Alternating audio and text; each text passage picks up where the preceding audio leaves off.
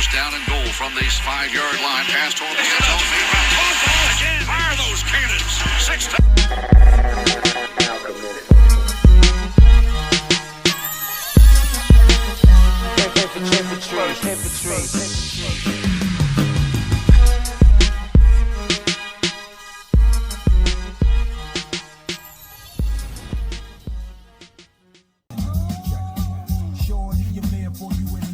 Yeah.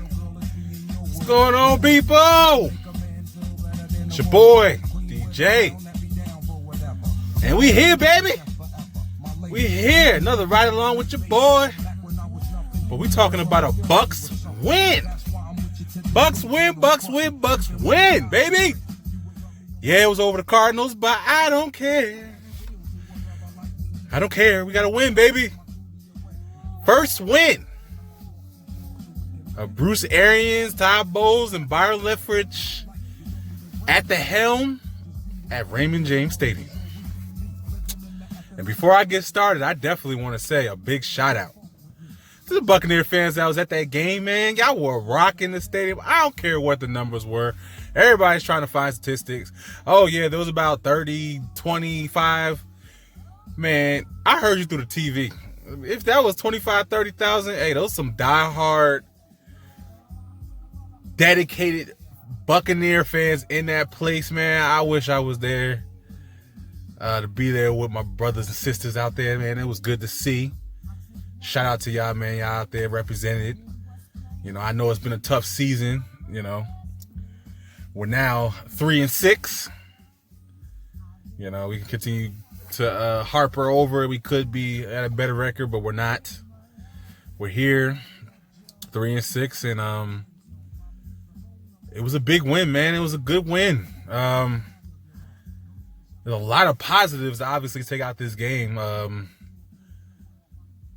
And I want to start off with definitely that defense. You're starting to see leaders basically grow into their position. I.e., main person you want to talk about is Devonta White. Listen to his press conferences coming into this game. You can hear it in his voice. He's taking over that locker room. His attitude, his charisma is very infectious, and I feel it even when I watch some of the videos. The man wants to win. I think there's been a obvious cancer going around that one Buck Tampa Bay area for a long time that's plagued this team and losing, and it starts at the helm or the top of the top with the organization, the Glazers. Since Malcolm Glazer has died, rest in peace.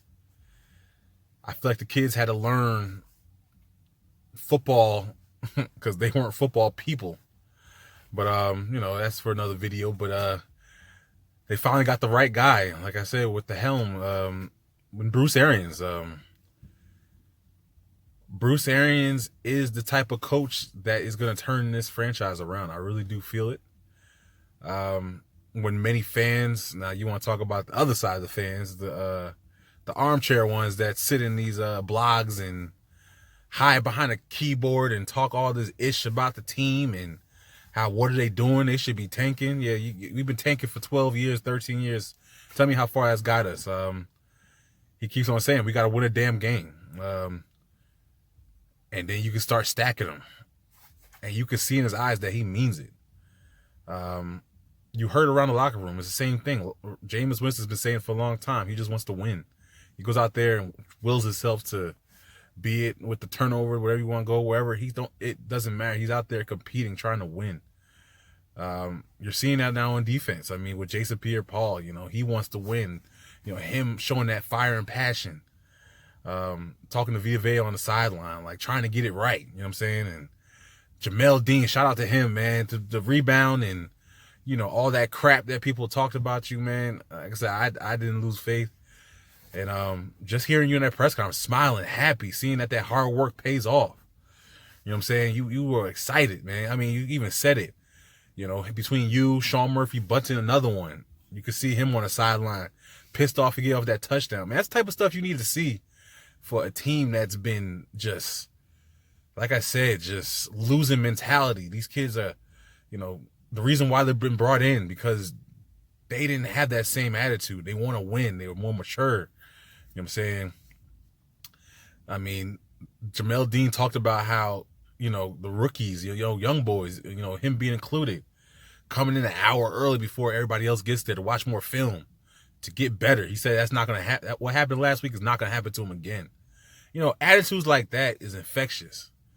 You know what I'm saying? And it's bleeding. You know what I'm saying? Obviously, the defense is still a work in progress. They're giving up 30-something points a game. But once again, Jamel Dean made the play at the end of the game that they needed to win that game. The offense, I mean, what you say about the offense, man? The offense is either 1 or 2 or maybe 3, whatever you want to say, in scoring offense. If you go and look at the top 5, I looked at the top 8 teams. The top 8 teams outside of the Bucs are all playoff teams.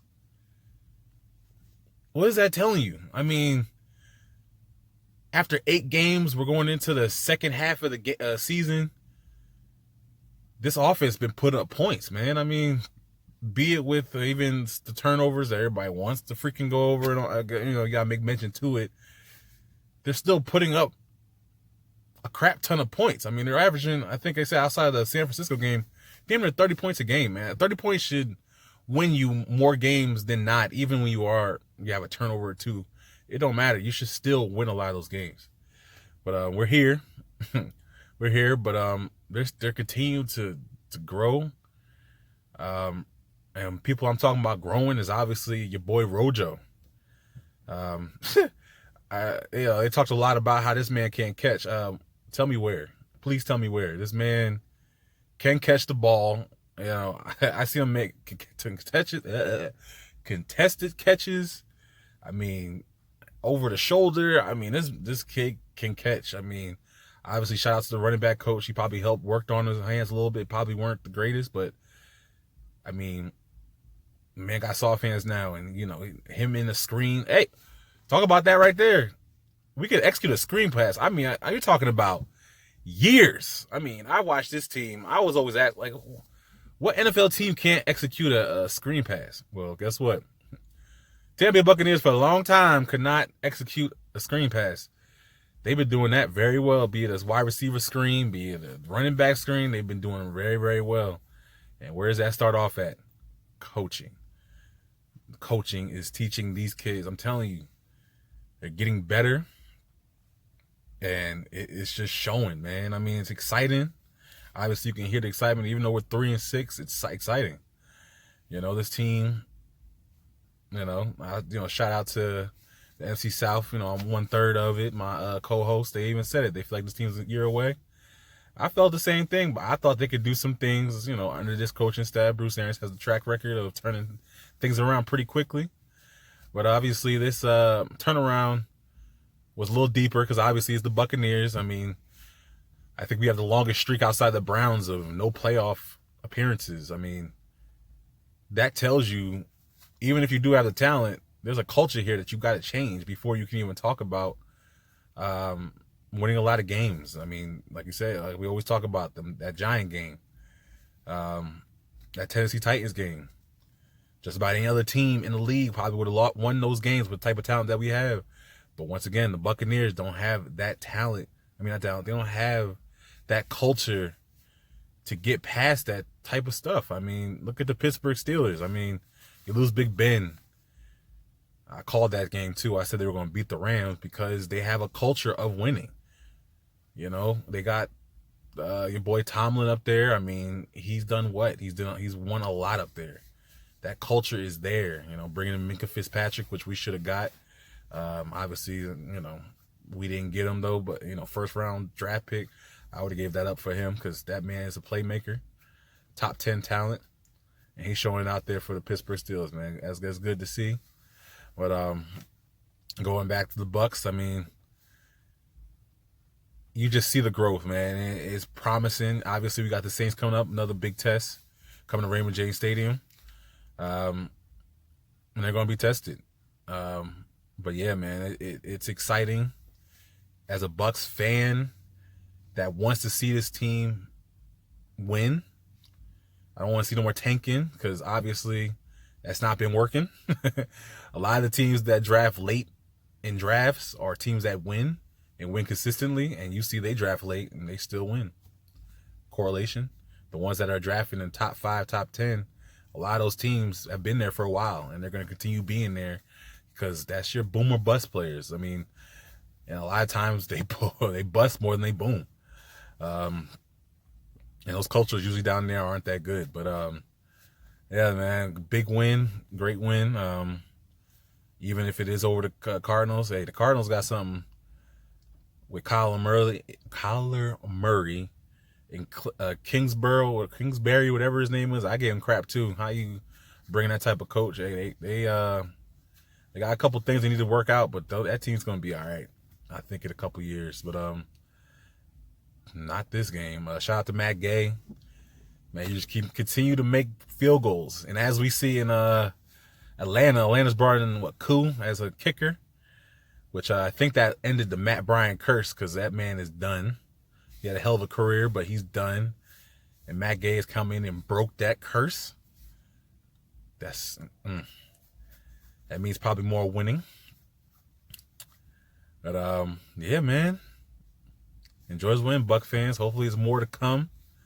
And for y'all ones that want us to lose and want Jameis out, oh yeah, Jameis. I forgot to talk about that. You gotta do a Jameis report, I guess, every game to kind of say, I guess, how he's doing or how you feel about him. Look, I've been saying before, I'm gonna say it again. I'm a Jameis guy until Jameis. I'm gonna be a Jameis guy. I want this man, obviously, to do well. But I want him to do well with the Bucs because if we have a quarterback that's doing well with us, that means more winning. But if he goes somewhere else, low key, I probably still will cheer for the man. I mean, I still wish him well, but at the end of the day, if we go a different direction, we go a different direction. And I'm going to continue to ride with this team right here because that's what I'm a fan on. When we lost Josh Freeman, Jeff Garcia gave us some good years. Sean King gave us some good years. Brad Johnson gave us a Super Bowl. Those are the quarterbacks that I remember. Bruce Gradkowski for his shortcomings. Mike Glennon, excuse me. Cheer him on, even though I knew he wasn't nothing. I mean, but Jameis Winston, as I stand right now, should get an extension. Probably franchise tag is most likely, but he's showing me enough, man. This man's leading. He's on pace to put the most points up by any quarterback in franchise history. He's leading an offense that's top 3 in the NFL right now in yards. Those are important stats, especially the scoring offense. I mean, he's part of a scoring offense that's tops in the league. There's not many quarterbacks that's going to do that. Yeah, you can talk about his turnovers, man. This man is Brett Favre reincarnated, Big Ben early in his career, Peyton Manning to a degree early in his career. I mean, he turns the ball over, but I think he's more Brett Favre-esque because if you watched, I think it was a screen pass in the third or fourth quarter. This man went down the field and started blocking, caught up to the play and started blocking down the field. That's Brett Favre-esque. This man will do anything. He is determined to win, and he has the talent to do it. And as a quarterback, I want him fighting and shoot. And what he's doing, he's fighting, and I appreciate it. Stuff like that, along with obviously the talent that he has. You don't let stuff like that go. He might, 1 or 2 games a year, which you're already seen, might throw you out of a game. Hey, it comes. I mean, just about any other position that loses the game for you, usually it's positions that lose you the game, or sides of the ball that will lose you the game. But when a quarterback loses you the game, it hurts a lot more for a lot of people. I mean, it's the same thing. This is a team sport. You lose as a team, you win as a team. And, when you find ways to do it, it's really rewarding. When you lose, you try to find what happened and you move on. But, guess that's my rant on Jameis. Yeah, man. I mean, this dude's playing good ball, man. I mean, outside of 2 or 3 games right now, he's playing really good ball. And that's what you want to see out of about to be 26-year-old quarterback. He's starting to get it. He's throwing the ball way more. You know, he's eating the ball more. You know, yeah, he'll still throw him picks once in a while, but I mean, he's taking less chances. I mean, or less, I guess, bad decisions, you'll say. Deep ball looks good. We saw a Scotty Miller sighting. Caught a really nice pass, which I was very shocked about. Pittman's still a bum. Oh, yeah, Vernon Hargreaves is a bum. That boy got benched. Finally. And then you're going to talk about, you got to ask the coach about what happened. No, ask yourself. Loafing out there, man. I saw the play when it happened. Bum. Trash, garbage, buckets. You're bad. Can't wait for you to leave now. That's one player. There's not many players I can really honestly say I'm excited to watch leave. I can't wait to watch you leave, man. You are trash. But guess I'll leave on that note. Like I said, Bucs win, man. Check us out. NFC South versus the NFL. We're probably going to do a preview. We got the Saints coming up this week. Expect it. Follow me at DJ Hop 25 on Twitter. Follow the Facebook page, like it, comment. Follow the YouTube channel at Sports Network, the Sports Conference Network. Excuse me. And yeah, man. Feels good to talk about a victory on Victory Monday. But I'm out of here. Y'all have a good day and watch out for the episode coming up with my two co-hosts, TJ Jones, who that, and keep pounding Mike Ricks, boy. I'm out, man. Peace.